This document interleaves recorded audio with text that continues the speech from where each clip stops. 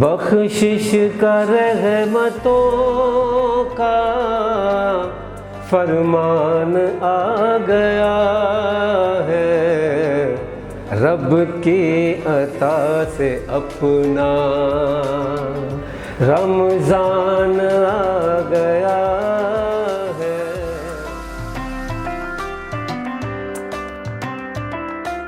نحمدہ ونصلی علی رسولہ الکریم، اما بعد، فاعوذ باللہ من الشیطان الرجیم، بسم اللہ الرحمن الرحیم۔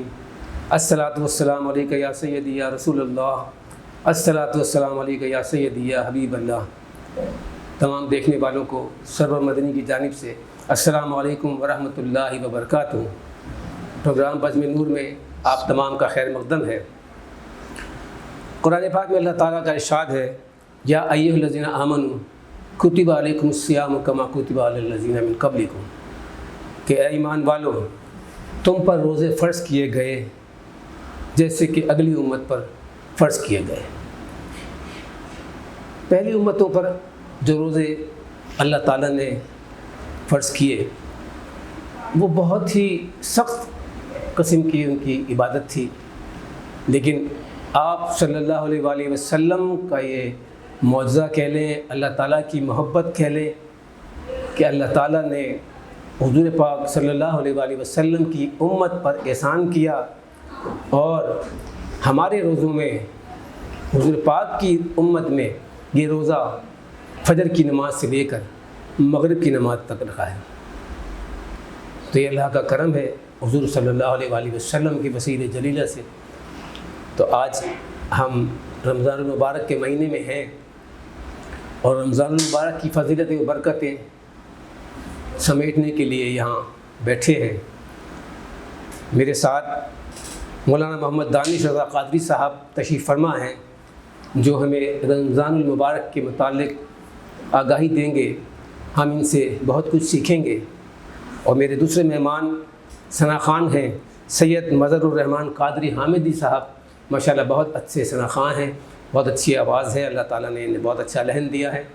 تو میں آج کے پروگرام کا باقاعدہ آغاز حمد باری تعالیٰ سے کرنا چاہوں گا، اور مظہر سے گزارش کروں گا کہ حمد باری تعالیٰ پیش فرمائیں۔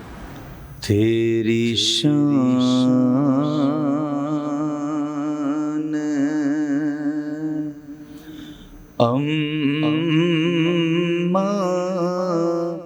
نوال ہو اللہ جل جلالہ اللہ جل جلالہ، تیری شان اما نوال ہو اللہ جل جلالہ اللہ جل جلالہ، تیرے نام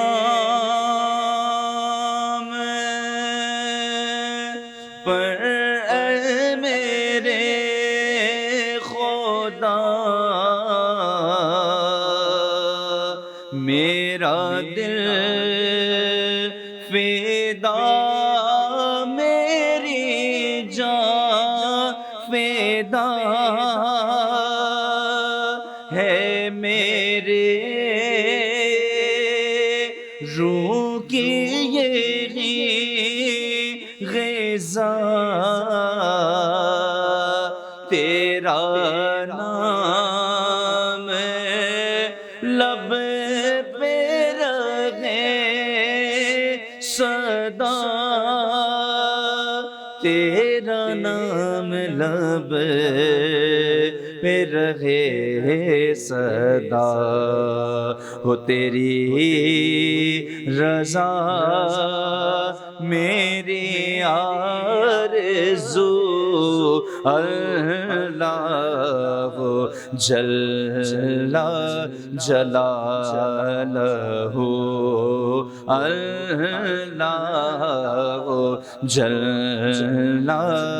جلالہ، اور جو حساب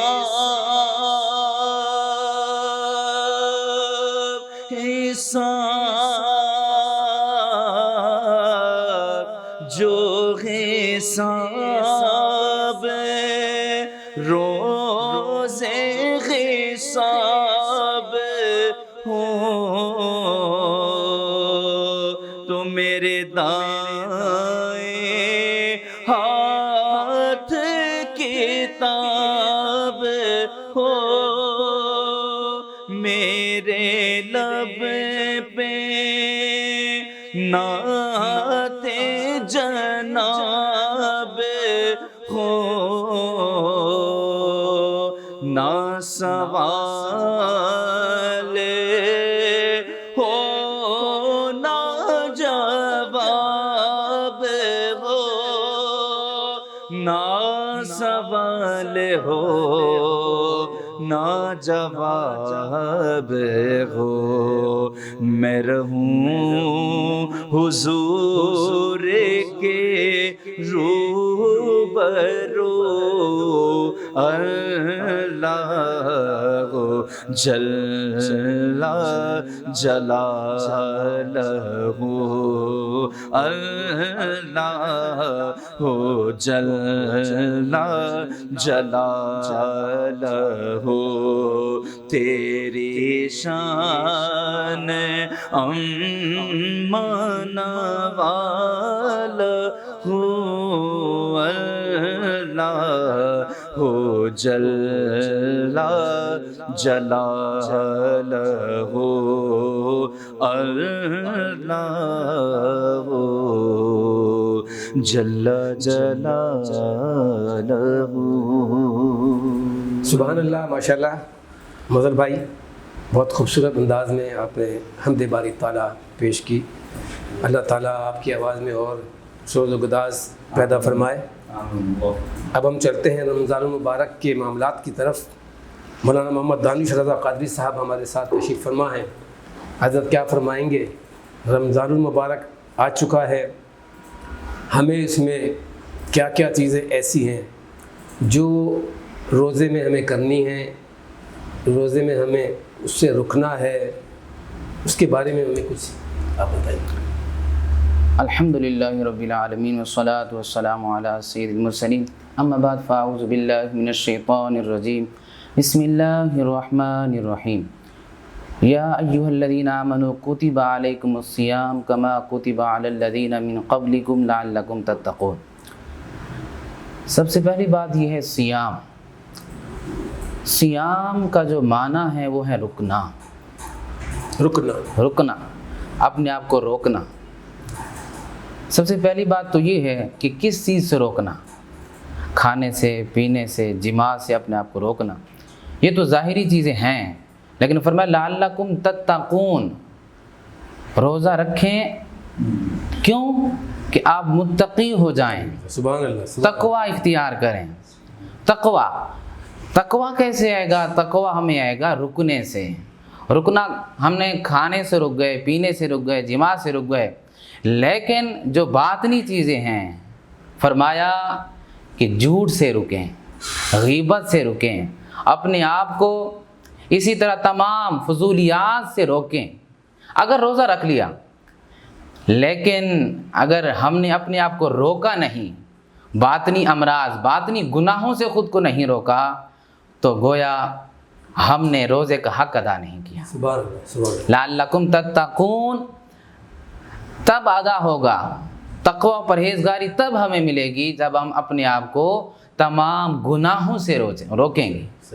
اللہ پاک ہمیں بالخصوص تمام تر فضولیات اور گناہوں سے خود کو روکنے کی توفیق عطا فرمائے۔ آمین ثم آمین، آمین ثم آمین۔ سب سے پہلے تو ہم اس طرف آتے ہیں کہ روزہ جب مسلمان پر فرض ہوتا ہے تو کس عمر میں ہوتا ہے، اور ہمیں اپنے بچوں کو ترغیب دینے کے لیے کیا ان کے فرض ہونے سے پہلے بھی ان کو روزہ رکھوا سکتے ہیں؟ اس کے بچوں کو ہم روکیں کس طرح کھانے پینے سے، یا انہیں کیا ترغیب دیں کہ بچہ روزے کی طرف مائل ہو جائے؟ جی، علماء کرام فرماتے ہیں کہ بچے کو جو ہے 7 سال کی عمر میں بچے کو روزہ رکھنے کی ترغیب دی جائے، بچے کو روزے کے متعلق بتایا جائے۔ 7 سال کی عمر میں روزہ رکھنا اور اس کو ترغیب دینا، اٹھانا وقت پہ آہستہ آہستہ، اور اسی طرح جب 9 سال کا ہو جائے تو پھر سختی کی جائے، بچے کے اوپر سختی سے روزہ اسے رکھوایا جائے۔ اور اسی طرح جب بچہ عمر بلوغت کو پہنچ جاتا ہے، یعنی 12 سال کی ایج، تقریباً 13 سال کی ایج میں جب بچہ پہنچتا ہے تو پھر بچے کے اوپر جو روزہ ہوتا ہے وہ فرض ہو جاتا ہے۔ تو جب ہم 7 سال سے کوشش کریں گے انشاءاللہ عز و جل، بچے کو ترغیب دیں گے اور فضیلت بتائیں گے، اسی طرح تو 9 سال کی عمر میں تھوڑی اور سختی بڑھائیں گے تو یقیناً ہمارا بچہ 12 سال کی ایج میں پہنچ کے ضرور روزہ رکھنے کا عادی ہو جائے۔ بلوغت کی عمر میں پہنچ جی بلوغت کی عمر میں پہنچتے ہی روزے کا عادی ہو فرائض جائے، انجام دینا شروع جی کر دیں۔ بالکل۔ اب ہمیں روزے کی حالت میں کیا کیا چیزیں ہم پر فرض ہیں کہ ہمیں یہ کرنا ضروری ہے؟ سب سے پہلی بات یہ ہے کہ روزے کا جو ٹائم ہے، جیسے صبح اذان ہوتی ہے، سب سے پہلا جو چیز ہے وہ ٹائم کا لحاظ رکھنا ہے۔ عام طور پہ یہ ہوتا ہے ہم اذان کا خیال رکھتے ہیں، اذان ہوگی روزہ بند ہوگا، ہمارے محلے کی اذان ابھی تک ہونا باقی ہے، ایسا نہیں ہے۔ اذان جو ہے یہ نماز کے لیے دی جاتی ہے، اور ہمیں سب سے جو پہلا لحاظ رکھنا ہے وہ ٹائم کا رکھنا ہے۔ لوگ اذان ہو رہی ہے، دور دراز اذان ہو رہی ہے، آواز آ رہی ہے، جی، اور ہم جلدی سیری کھا رہے ہیں کہ جی ابھی تو ایک اذان باقی ہے، اس کی اذان باقی نہیں، یہ جو کنسیپٹ دیا گیا ہے یہ غلط ہے، یہ غلط ہے۔ جی، اذان پر ہمیں نہیں، روزہ بند نہیں کرنا ہے، جی، بلکہ جو اذان سے پہلے اذان جو ہے نماز کے لیے، بالکل۔ اور روزہ جو ہے، روزے کا ایک ٹائم ہے، اگر مثال کے طور پہ اگر ہم پہلے اذان دے دیں تو ہماری اذان ہی نہیں ہوگی، اگر ہم پہلے اذان دے دیں تو گویا ہماری اذان نہیں ہوتی، اذان کو دوبارہ لوٹانا ضروری ہے۔ اسی طرح جو روزے کا وقت ہے، اسی طرح نماز مغرب ہے، نماز مغرب جو ہے وہ نماز کے لیے دی جاتی ہے، لیکن ہمیں جو لحاظ رکھنا ہے، ہمیں ٹائم کا لحاظ رکھنا ہے۔ ٹائم ہوتے ہی ہم روزہ رکھیں گے اور روزہ افطار کریں گے۔ سب سے پہلے سنت مبارکہ کیا کہتی ہے ہمیں کہ حضور پاک صلی اللہ علیہ وآلہ وسلم سحری میں کیا ان کے معاملات تھے، اور افطاری میں وہ کس طرح افطاری کو کرتے تھے، جی، تاکہ ہم ان کے کیے ہوئے عمل پر خود عمل کر کے سنت ادا کر سکیں؟ سب سے پہلی بات یہ ہے کہ سنت یہ ہے نبی کریم رؤوف الرحیم صلی اللہ علیہ وآلہ وسلم جو سحری فرماتے تھے، آپ کافی دیر تک سحری فرماتے تھے۔ اچھا، یہ عام طور پہ سمجھا جاتا ہے کہ یہ جو سنت ہے سحری کو دیر تک کرنا، وہ اذان کے بعد تک، جی وہ اذان کے بعد تک یہ کرتے رہتے ہیں، ایسا نہیں ہے، بلکہ جیسے ہی سحری کا ٹائم ہوتا تو حضور صلی اللہ علیہ وآلہ وسلم، اس طرح کا مفہوم ہے حدیث مبارکہ کا، آپ سحری فرماتے اور تاخیر تک، یعنی کہ لمبے ٹائم تک آپ سحری فرماتے، یہ سنت ہے۔ اور اسی طرح فرمایا کہ افطار کرنے میں جو ہے جلدی کی جائے، یعنی جیسے ہی وقت ہو روزے کا، افطار کا وقت ہو تو فوراً روزہ افطار کر لینا چاہیے، یہ سنت مبارک ہے، تاخیر نہیں کرنی چاہیے۔ اچھا، اب رمضان کے مہینے میں تراویح جی، ایک اضافہ ہے عبادت کا، جی، تو یہ تراویح کیا چیز ہے؟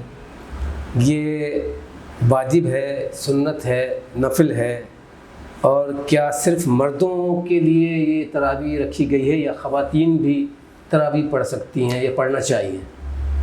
جی، تراویح یہ سنت مبارک ہے، اور تراویح جیسے ہی مردوں کے لیے سنت ہے اسی طرح عورتوں کے لیے بھی تراویح سنت ہے، تراویح پڑھنی چاہیے۔ ہوتا یہ ہے کہ ادھر ایک مسئلہ یہ بھی سماعت فرمائیں آپ کہ تراویح جو ہے جیسے ہمارے یہاں خواتین حضرات ہیں، اچھا تراویح پہلی بات تو یہ پڑھتی نہیں، اگر یہ پڑھتی بھی ہیں تو یہ تراویح بیٹھ کے پڑھتی ہیں، نہیں ایسا نہیں ہے، بلکہ فرمایا کہ افضل العبادت احمدھا، فرمایا افضل عبادت وہ ہے جس میں تکلیف ہو۔ سبحان اللہ، سبحان اللہ۔ اسی طرح حدیث مبارکہ کا مفہوم ہے، فرمایا کہ جو ٹھنڈے پانی سے وضو کرے، سردی کا موسم ہو اور ٹھنڈے پانی سے وضو کرے تو فرمایا اس کے لیے اجر بھی بڑھا دیا جاتا ہے۔ سبحان۔ اسی طرح اگرچہ تکلیف تو ہوتی ہے تراویح پڑھنے میں، ظاہری بات ہے، لیکن ہم نے 11 مہینے اللہ پاک نے ہم پر انعام اور اکرام فرمایا، ہم نے کھایا اور پیا، اور 1 مہینہ اللہ نے اپنے لیے عبادت، وہ بھی ہمارے لیے اللہ پاک نے مختص فرمایا، اس کے لیے تراویح ہے، اس کے لیے روزہ ہے، تلاوت قرآن ہے۔ تو بات یہ ہے، فرمایا کہ روزہ تمام جو اعمال ہم کرتے ہیں یہ ہماری اپنی ذات کے لیے ہیں، لیکن فرمایا روزہ اللہ کے لیے ہے، اور روزے کی جو جزا ہے فرمایا یہ بھی اللہ پاک خود عطا فرمائے۔ سبحان اللہ، سبحان اللہ۔ اچھا تراویح ہم کب شروع کریں؟ چاند دیکھ کر شروع کریں اور چاند دیکھ کر اسے پھر اختتام پذیر کیا جائے؟ تراویح جیسے ہی چاند نظر آتا ہے تو ظاہری بات ہے تراویح کا جو تعلق ہے یہ نماز عشاء کے بعد ہی ادا کی جاتی ہے، نماز عشاء کے بعد۔ تو چاند تو خیر مغرب میں چاند نظر آ جاتا ہے اور معلوم ہو جاتا ہے الحمدللہ۔ تو اسی طرح روزے کے لیے تو کہا گیا ہے، رمضان جیسے ہے کہ چاند دیکھ کر روزہ رکھیں اور چاند دیکھ کر عید کریں۔ ظاہری سی بات ہے جب ہم چاند دیکھ کر روزہ رکھیں گے، چاند نظر آ جاتا ہے مغرب میں تو جدید دور ہے الحمدللہ، تو اس طرح ہمیں معلومات ہو جاتی ہے۔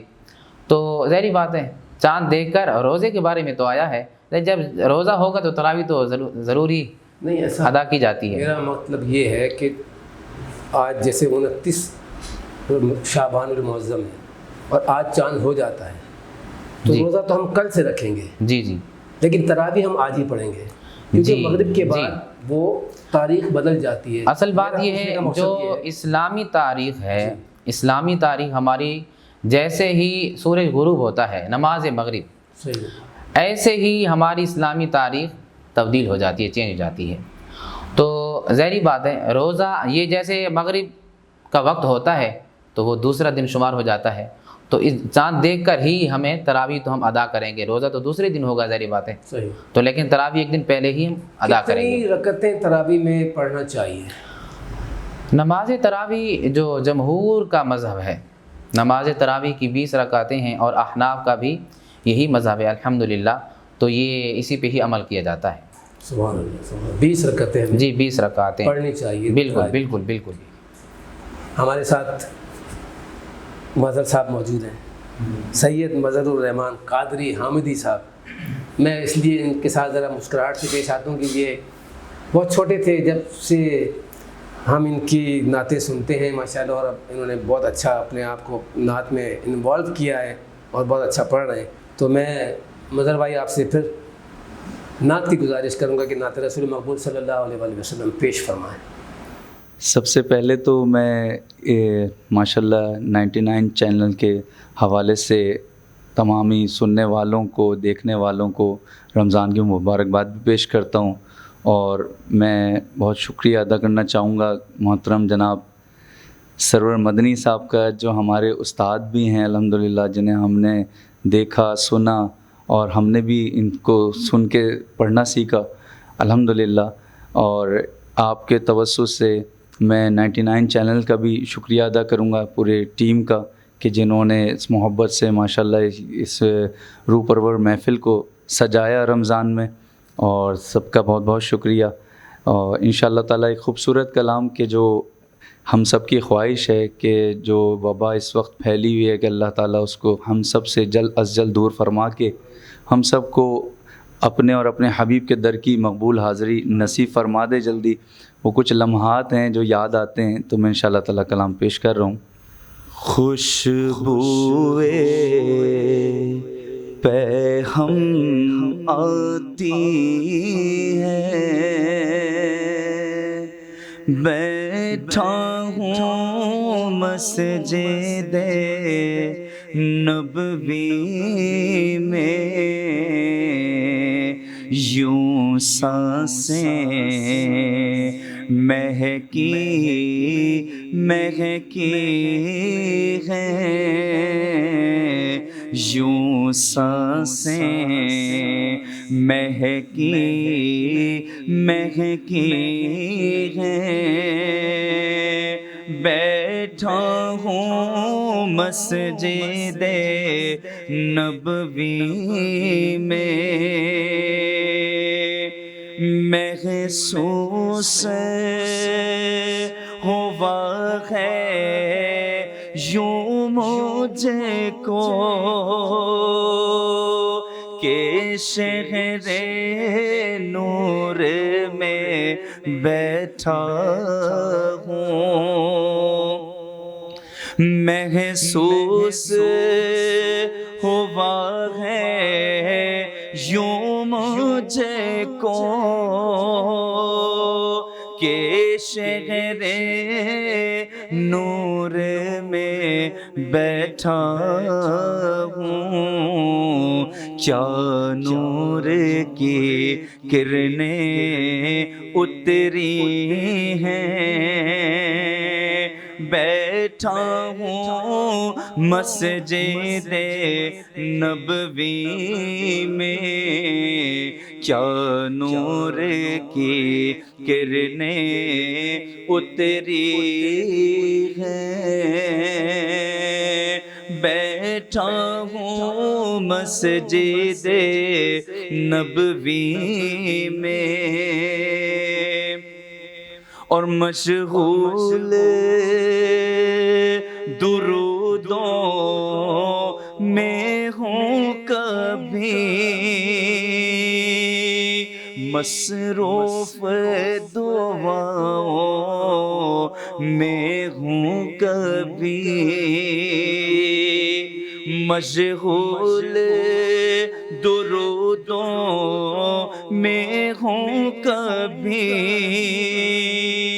مصروف دعاؤں میں ہوں کبھی، نعتیں بھی لبوں پر رہتی ہیں، بیٹھا ہوں مسجد نبوی میں، نعتیں بھی لبوں پر رہتی ہیں، بیٹھا ہوں مسجد نبوی میں،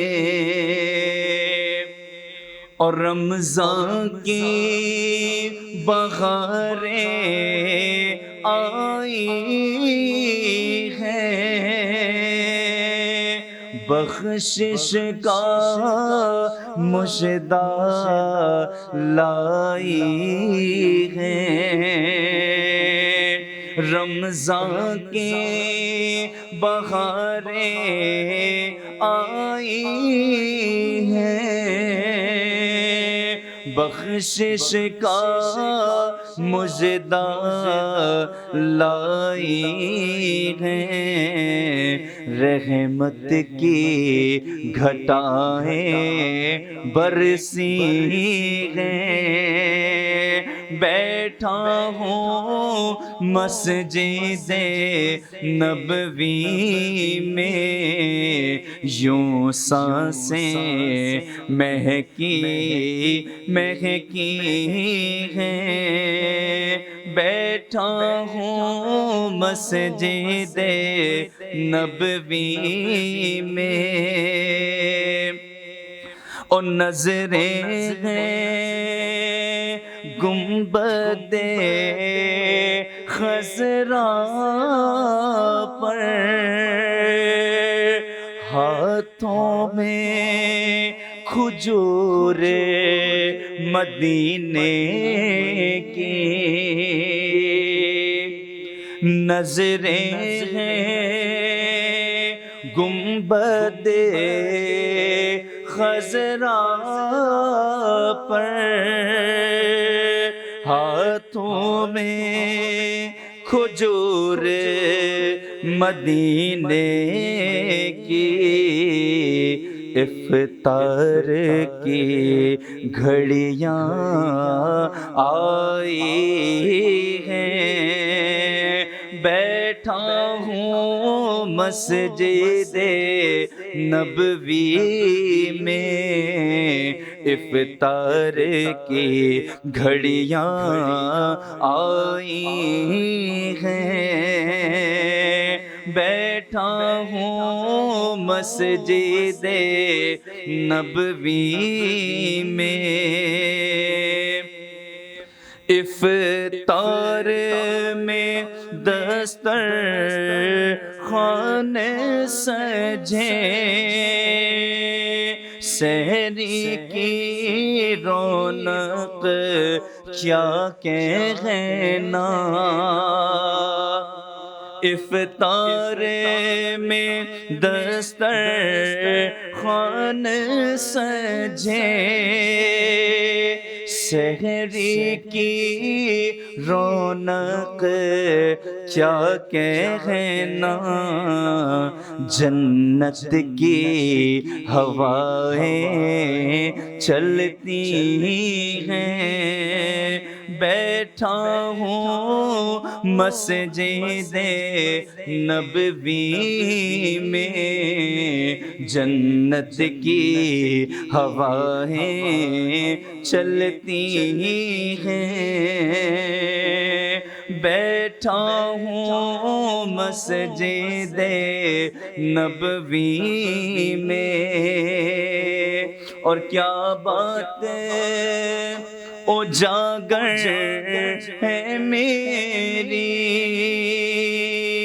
کیا بات اجاگر ہے میری، قسمت بھی رشک کرے مجھ پر کے سامنے یاور و حامی ہے، بیٹھا ہوں مسجد نبوی میں، یوں سانسیں مہکی مہکی ہیں۔ سبحان اللہ، ماشاءاللہ ماشاءاللہ۔ مظہر بھائی، آپ نے تو یقین کیجئے کہ مسجد نبوی میں ہی پہنچا دیا، سبحان اللہ۔ اور واقعی ہم جب اپنی تصور میں آپ کی نعت سن رہے تھے تو مسجد نبوی میں ہی بیٹھے تھے۔ سبحان اللہ۔ الحمدللہ، ماشاءاللہ، اللہ تعالیٰ آپ کے اس کلام کو حضور پاک صلی اللہ علیہ وسلم کی بارگاہ میں جو آپ نے پیش کیا قبول فرمائے، آمین۔ اور ہم سب کو بار بار اپنے اور اپنے محبوب کے دربار کی حاضری کا شرف عطا فرمائے۔ آمین۔ مولانا محمد دانش صاحب سے گزارش، مولانا صاحب، ہم روزہ رکھتے ہیں، ایک عام تاثر یہ جاتا ہے کہ جو صبح فجر سے لے کر اور مغرب تک نہ کھانا ہے نہ پینا ہے، کام کاج بھی اسی طرح کرنا ہے، جب ہم کچھ غذا لے ہی نہیں رہے تو ہم تو بہت کمزور ہو جاتے ہیں، ہمارے جسم میں جو ہے وہ توانائی وہ نہیں رہتی، یہ تاثر بتا رہا ہوں لوگوں کا، جی، وہ توانائی نہیں رہتی، تو کیا ہمیں اس سے کوئی فائدہ بھی ہوتا ہے جسمانی، یا ہم کمزور ہوتے چلے جا رہے ہیں؟ حدیث مبارکہ کی روشنی میں سماعت کریں جو آپ نے یہ بہت پیارا کویسچن فرمایا ہے، سوال کیا ہے، فرمایا سومو تصیحو، فرمایا روزہ رکھو صحت یاب ہو جاؤ۔ اچھا، سبحان اللہ۔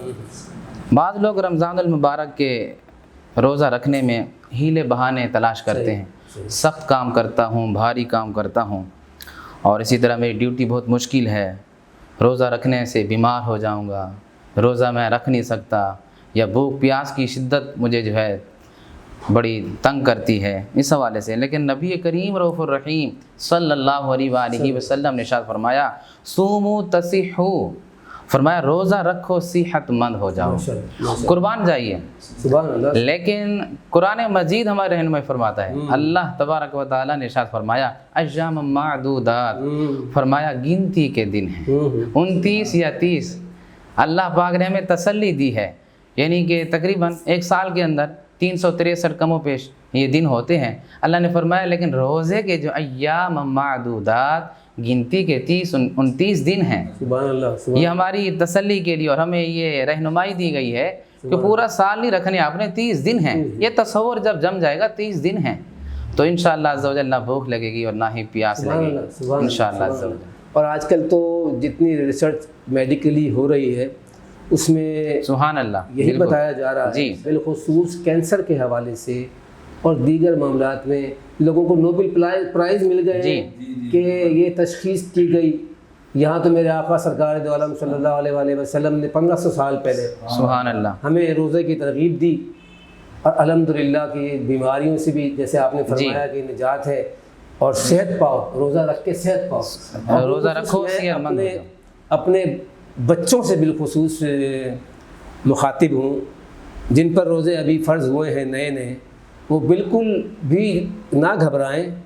اور ابھی جیسے علامہ صاحب نے آپ کے سامنے حدیث مبارکہ پیش کی, حضور کا فرمان تو کتنا سچا ہے وہ آپ اور ہم سب جانتے ہیں.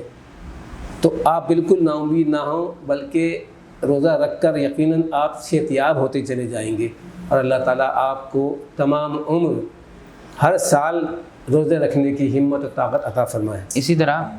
اسی طرح جیسے اگر معدہ کا پرابلم ہو جاتا ہے, کوئی پیٹ خراب ہو جاتا ہے تو ہمیں ڈاکٹر صاحب یا حکیم صاحب سب سے پہلے یہی کہا جاتا ہے کہ آپ ایک ٹائم کا کھانا چھوڑ دیں تو انشاءاللہ عز و جل آپ کا جو معدہ ہے, جو پرابلم ہے پیٹ کی, درست ہو جائے گی. جی یعنی کہ کھانے سے آپ رک جائیں تو اس طرح فرمایا سومو تصیحو, روزہ رکھیں صحت یاب ہو جائے. ماشاء اللہ ماشاء اللہ. اچھا ایسا ہے کہ واقعی لوگ بیمار بھی ہیں جی جو روزہ رکھتے ہیں اور بیماری کی حالت میں رکھتے ہیں, جیسے شوگر کا مریض ہے یا اور ایسے مریض جنہیں انجیکشن لگانا لازمی ہے یا کسی اور مرض میں مبتلا ہے انہیں بھی انجیکشن لگایا جا رہا ہے یا ڈرپ وغیرہ, تو اس حوالے سے کیا شریعت ہمیں کہتی ہے؟ جی اصل میں یہ جو انجیکشن ہے, انجیکشن لگانے سے روزہ نہیں ٹوٹتا. اچھا جی اصل بات یہ ہے جو اصول بیان کیا گیا ہے کہ کوئی چیز ہم کھائیں ناک سے چلی جائے یا منہ سے چلی جائے, جو جس کا راستہ معدے تک ہے, جو چیز معدے میں چلی جائے گی تو روزہ ٹوٹ جائے گا, اس سے روزہ وہ فاسد کر دیتی ہے. لیکن جو انجیکشن لگایا جاتا ہے اس کا تعلق معدے سے نہیں ہوتا. جی بالکل, یہ گوشت میں لگایا جاتا ہے یا یہ نفس وغیرہ میں خون میں لگایا جاتا ہے تو اس میں کوئی تعلق نہیں. جی بالکل. اچھا سفر کے حوالے سے کیا ہمارا دین کہتا ہے, ہماری کیا رہنمائی کرتا ہے کہ ہم سفر میں ہیں تو اس وقت روزے کی کیا صورتحال ہوتی ہے؟ قرآن مجید میں اللہ تبارک و تعالی نے کیا خوبصورت ارشاد فرمایا ہے. فرمایا فمن کان منکم مریضا او علی سفر فعدۃ من ایام اخر. فرمایا تم میں سے جو کوئی بیمار یا سفر میں ہو تو اتنے دن کے روزے اور دنوں میں پورے کرے. فرمایا یعنی ایسا بیمار ہو کہ روزہ اسے شدید نقصان دے تو اسے صحت یابی تک روزہ مؤخر کرنے کی اجازت دی گئی ہے. لیکن جس بیمار کو روزہ شدید نقصان نہ دے اسے روزہ چھوڑنے کی بھی اجازت نہیں ہے. اور سفر پر, اور وہ جس سفر پر شرعی احکام مرتب ہوں, یعنی 92 کلومیٹر کی مسافت طے کرنے کی جو ایک شرعی حد بندی ہے. فرمایا اگر 15 دن یا اس سے زیادہ رکنے کی نیت ہو تو سفر میں بھی ہمیں کہا گیا ہے. لیکن قرآن مجید میں خوب فرمایا وَأَن تَصُومُوا خَيْرٌ لَكُمْ إِن كُنتُمْ تَعْلَمُونَ. فرمایا اگر تم جانو تو روزہ رکھنا تمہارے لیے زیادہ بہتر ہے. سبحان اللہ سبحان اللہ. تو اللہ تعالیٰ ہم سے روزے کی عبادت اس لیے بھی کروانا چاہتا ہے کہ یہ اللہ تعالیٰ نے رمضان المبارک کے مہینے کو اپنا مہینہ قرار دیا. سبحان اللہ سبحان اللہ. جی فرمایا رمضان اللہ کا مہینہ ہے اور فرمایا روزہ اللہ کے لیے ہے, روزہ اللہ کے لیے, اور اس کی جو جزا ہے وہ بھی اللہ تعالیٰ خوب خود متعین کرے گا. سبحان اور اللہ. کتنا وہ دے گا وہ سبحان اللہ نہیں. سبحان اللہ ماشاء اللہ. محترم ناظرین کرام, آپ نے ہمارا پروگرام دیکھا, چند سوالات جو ذہن میں آتے گئے ہم نے علامہ صاحب سے کیے اور تسلی بخش جواب بھی ہم نے پایا. اپنے میزبان کو اگلے پروگرام تک کے لیے اجازت دیجیے. ایک نعت رسول مقبول صلی اللہ علیہ وسلم پیش کر کے آپ سے اجازت چاہوں گا. اللہ حافظ. ان کے در پر جو ٹھہر جاتے ہیں، ان کے در پر جو ٹھہر جاتے ہیں، بخت ظاہر کے سنور جاتے ہیں، سبحان اللہ۔ ان کے در پر جو ٹھہر جاتے ہیں، بخت ظاہر کے سنور جاتے ہیں، دین نذرانہ درودوں کا انہیں، دین نذرانہ درودوں کا انہیں، قدسی بھی شام سبحان اللہ، سحر جاتے ہیں، سبحان اللہ، قدسی بھی شام سحر جاتے ہیں، ان کے در پر سبحان اللہ۔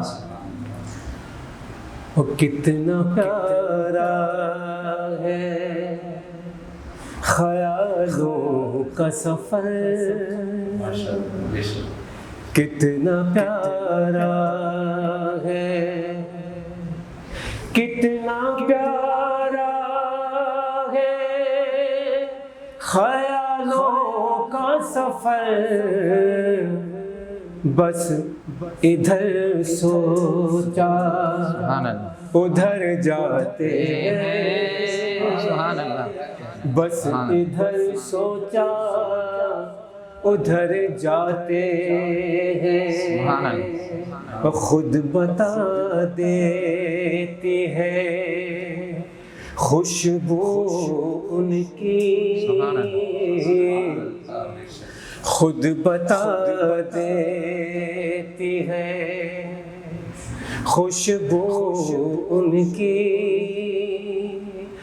خود بتا دیتی ہے خوشبو ان کی، میرے سرکار جدھر جاتے ہیں، بے شک، سبحان اللہ، میرے سرکار جدھر جاتے ہیں، سبحان اللہ، پاس عظمت کے ہم مواجے سے، پاس عظمت کے ہم مواجے سے، پاس عظمت کے ہم مواجے سے، بس جھکائے ہوئے سر جاتے ہیں، بس جھکائے ہوئے سر جاتے ہیں، پاس عظمت کہ ہم مواجے سے، پاس عظمت کہ ہم مواجے سے، بس جھکائے ہوئے سر جاتے ہیں،